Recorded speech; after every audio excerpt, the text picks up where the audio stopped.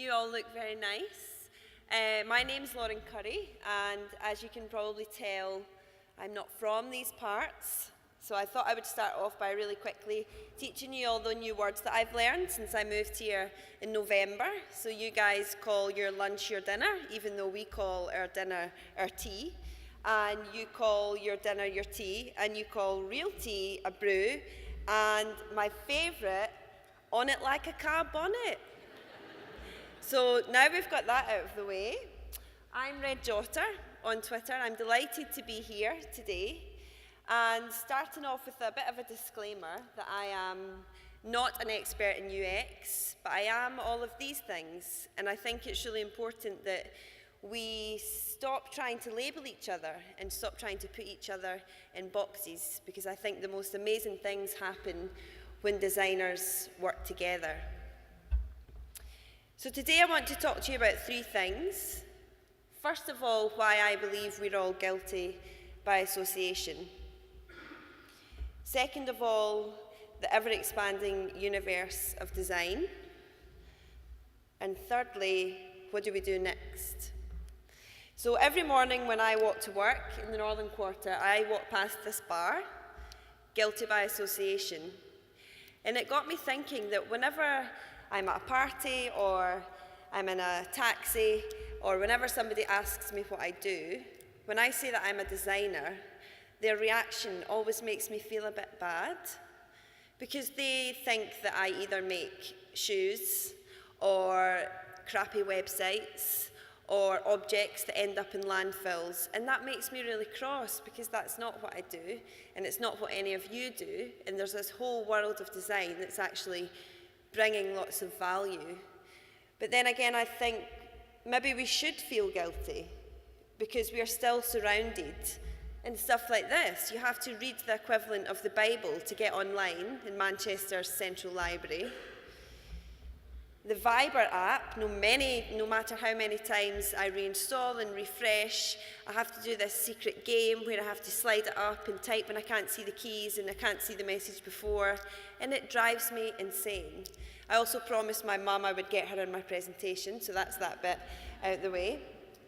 And this bad boy, this has been flashing up at me for 136 days. I don't want to back up. I've already backed up. That's 3,264 hours that has been interrupting me for. And it's not okay.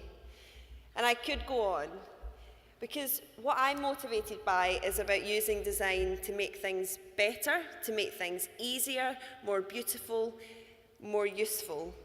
And I guess I've always been really motivated by that, but that's all been wrapped up in this real love for Scotland. I've always been really driven by how can we use design and creativity and new ways of solving problems to make Scotland a better place. And for those of you who are thinking it is too soon to mention the vote, so we're just going to go swiftly on from that. So I started my journey as a product designer. I imagined I would be the next James Dyson, who would design an object that would make me really rich and help lots of lives.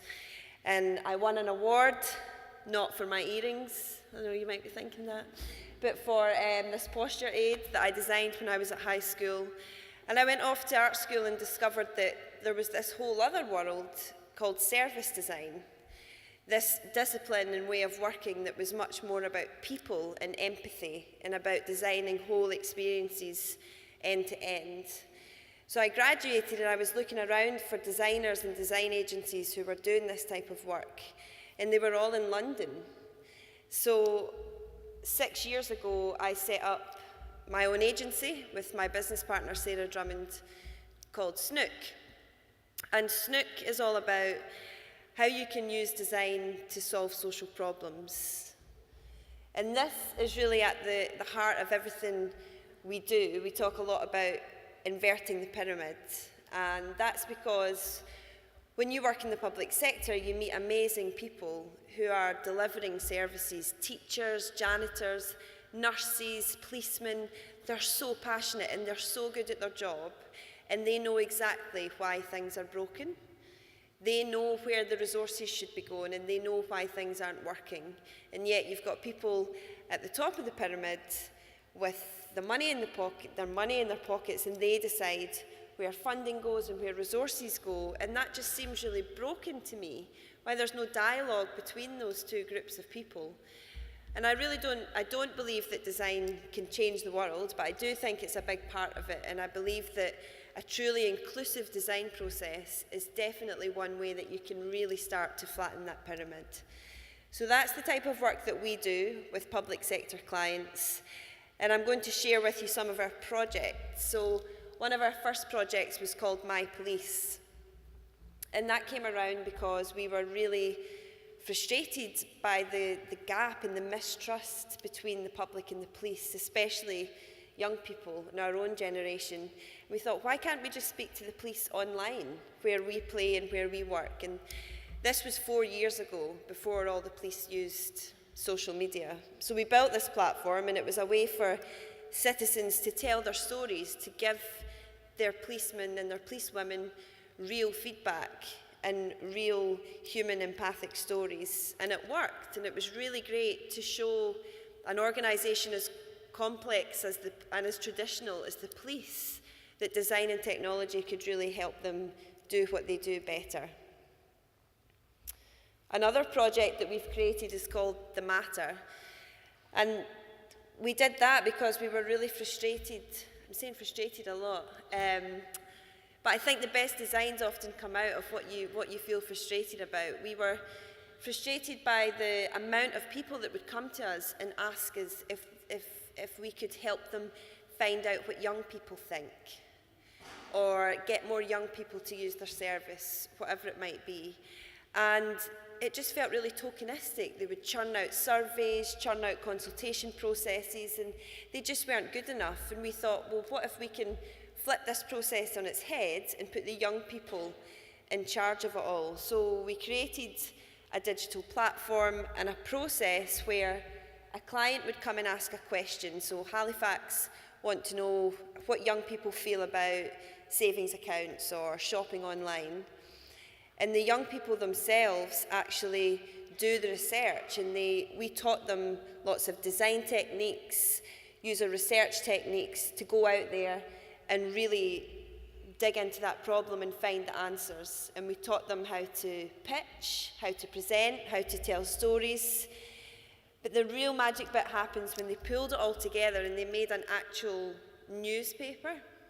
So we taught them all about typography and layout and pictures, how to tell stories, and they then stood up and pitched that back to the client. So say they would stand up and pitch the newspaper back, and Halifax then buys the newspaper off the young person. And the young people were transformed by the end of it, but also so was our client. I mean, this is an example of a guy who probably would have made me feel a bit guilty because he thinks design's about making things pretty. And working with us and going through this process showed him that actually it can be something very different. No Sugar was a project that I created because I'm just horrified by how many people have iron brew for their breakfast in Scotland. Don't tweet that. But really, we're all eating all this sugar all the time, and it's just in everything. And when you start digging into it, it's so scary because the labelling laws and all, sugar's the new tobacco and all that stuff. And I had this idea of what would happen if we could make a space on the high street where anybody could just walk in and talk to somebody, talk to an expert about the sugar situation. So I got a big bag of sugar cubes and went out and asked the lovely Glasgow public, would you shop in a no sugar shop, put your sugar cube in which jar? One person did try to eat the cube, and you put it in the jar. And everybody said yes, so I was really buzzing, and I entered a competition and won some money to prototype it. So we started thinking about, okay, it's like the Body Shop meets the Apple Store. The Body Shop because it will be changing policy and campaigning, but the Apple Store because it will be beautiful and seamless, and there'll be genius bars with sugar experts standing behind there. And we brought it to life and secured an empty BHS, and we were given 48 hours to create this no sugar shop from scratch. So hopefully, if this video plays.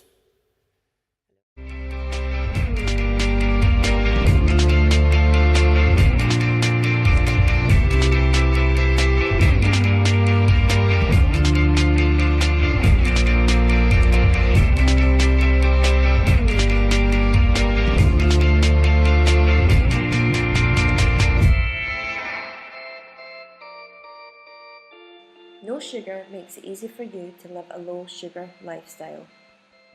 For 2 days only, on the 8th and 9th of August, the No Sugar Shop opened to test an idea that has the potential to change our nation's relationship with sugar.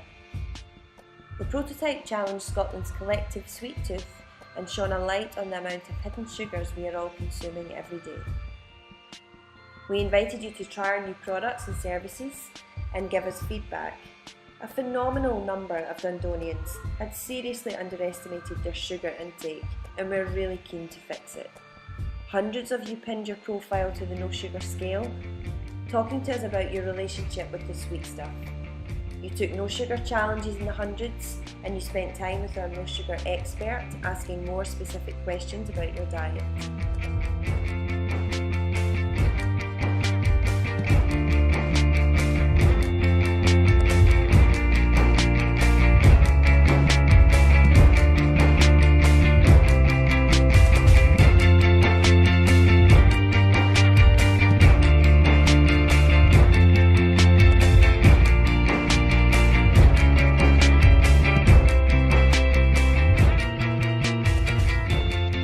The No Sugar Shop educates, informs and inspires citizens to rethink their relationship with sugar and take positive action. Let today be the day that you begin to no sugar. Visit our website at nosugar.org.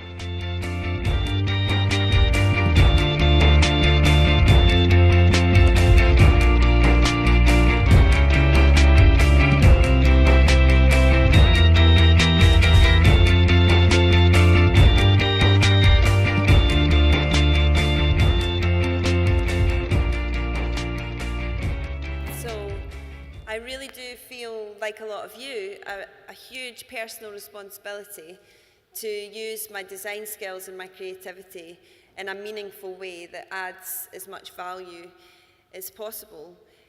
But yet, even though I know that urge and that passion is there in so many of us, I do think we are still guilty by association of the word design, because there's things like this happening. And this is not okay. This is not good enough. And there is a designer sitting somewhere who designed that.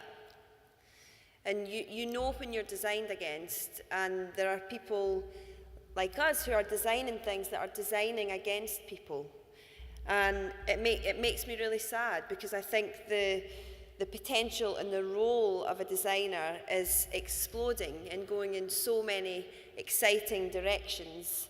I think designers are also all of these things, and our value is being recognised more and more by the business world, by the financial world, the investment world, and it's exciting.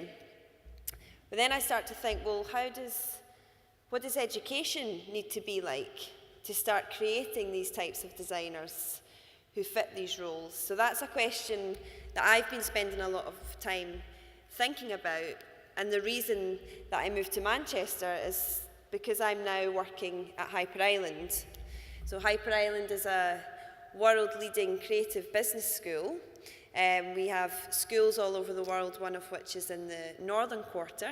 There's some Hyper Island alumni in the room today.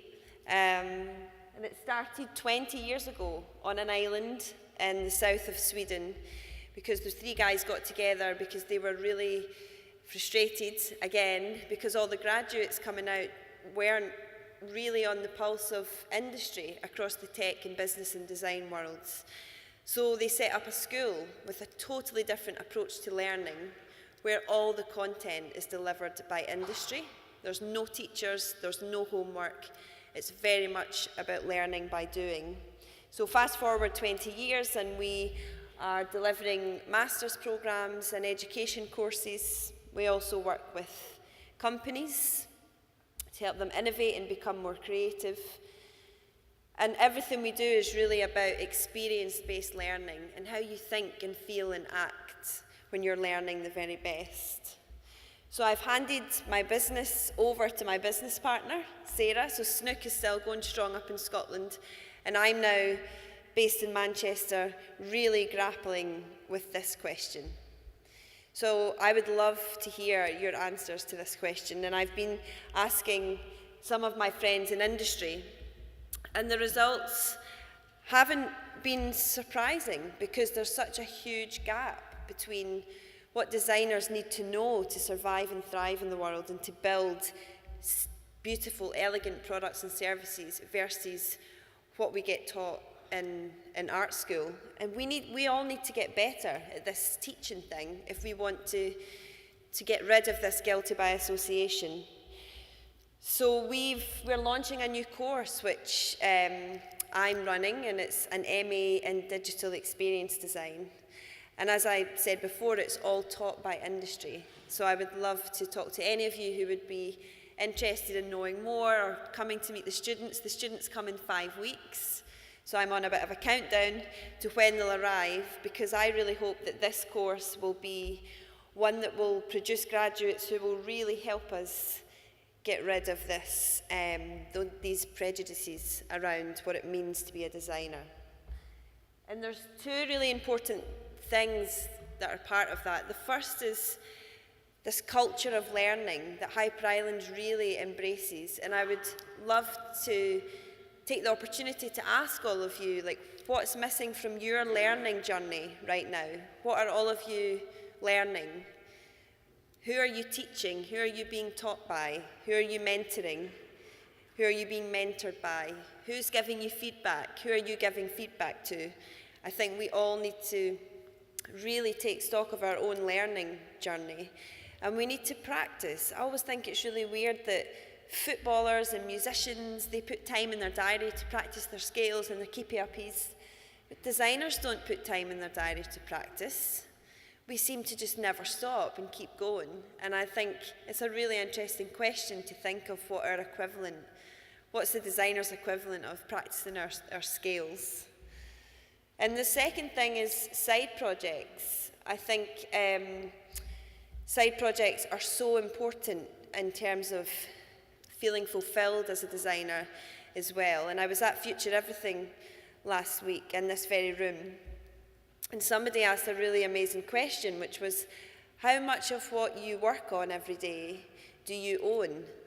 And I thought that was really special, because I know a lot of you in here will be freelancers, consultants, got a whole portfolio of brilliant clients and projects going on, but is any of it yours? Because I think when it's yours, it's something different. And I know there's always the excuse of money and time, but I reckon there's 3 things for every piece of work that you do. You either earn a shit ton of money, learn a lot, or have loads of fun. I think if you can have 2 out of those 3, you should go for it. And I really believe, and in my experience, the money always comes and has always came when something started from a real place of passion that's solving a real need. And a side project that I really admire, I am a bit biased because it's my business partner Sarah's project, but she is an avid cyclist and a fantastic designer, and she was determined to bring those 2 worlds together somehow. And she created Cycle Hack, which basically a 48-hour event where designers and developers and all sorts of people get together to try and reduce the barriers to cycling. And fast forward a year, there's now cycle hacks happening all over the world, and Sarah's on BBC World Service talking about the project, and now it does have funding. But there is not a cycle hack in Manchester yet. So if any of you would love to be part of that global movement and you're keen cyclists, do look that up. And another one that we're working on is called Dearest Scotland. And we created this because we were frustrated at how shit the debate around the referendum was. The conversations were just so boring and awful. And we just couldn't stand it anymore because there was so much passion and energy on the ground that just wasn't filtering through. So we created a service called Dearest Scotland, and it's a way for everyday people to write physical letters to the future of Scotland. And we've had letters from 5-year-olds, 90-year-olds. It's really beautiful. And we've launched a Kickstarter so we can make a book of all the letters. And it's a project that we started because we just wanted it to exist in the world. And now our friends in India have taken it, and Dearest India is up and running, and there's people writing letters. We've had contact from Catalonia and other countries who are really hoping to take the concept and run with it. So it's really special. So what do we do next? One thing that I feel really strongly about is role models, and the fact that we are all role models. There is somebody somewhere who wants to be like you when they grow up. As much as I know that freaks some of you out, it is true. And I read this somewhere, I think it was someone from Yahoo who said, you can't be what you can't see. I thought that's so true and good, because it's never been easier to make yourself accessible and findable. I think we all have a responsibility to open ourselves up, open our address books, our journey, our work to inspire and help and coach other people who are on the same journey as we are. Another thing I think we all need to do is write, because this myth that creative people don't write is just not true. And there's lots of reasons why in the mainstream newspapers the design section is still about cushions and furniture. And one of those reasons is because none of us are writing stories and telling our story in a compelling enough way to get in that newspaper. And I think that's something we really need to work hard at. And part of that's showing your work. I know that I've had this conversation with a few people, and the whole sunset latte Instagram thing is getting a bit boring when we're all doing actually quite interesting, cool stuff. So let's show our work more, show our sketchbooks, our process, our mistakes, and really open it up. And think bigger. Think bigger about the systems and the networks beyond the screens and the buttons and the micro detail that I think we're all guilty of getting sucked into. And don't complain about stuff, fix it. Because we all have the skills to fix some of these problems that governments and communities are really grappling with. And hopefully, I think if we can do a small bit of all those things, then we can get rid of this guilty by association thing, and we can become mind-blowingly brilliant. So I would really like each of you to have a think about that and tweet me, or tweet the Talk UX hashtag, the one thing that you're going to do to help our design community not be guilty by association. So not GBA, and tweet me the one thing you're going to do. And hopefully we can start some collective action happening. So that's all from me. Thank you very much. And I would love to keep talking.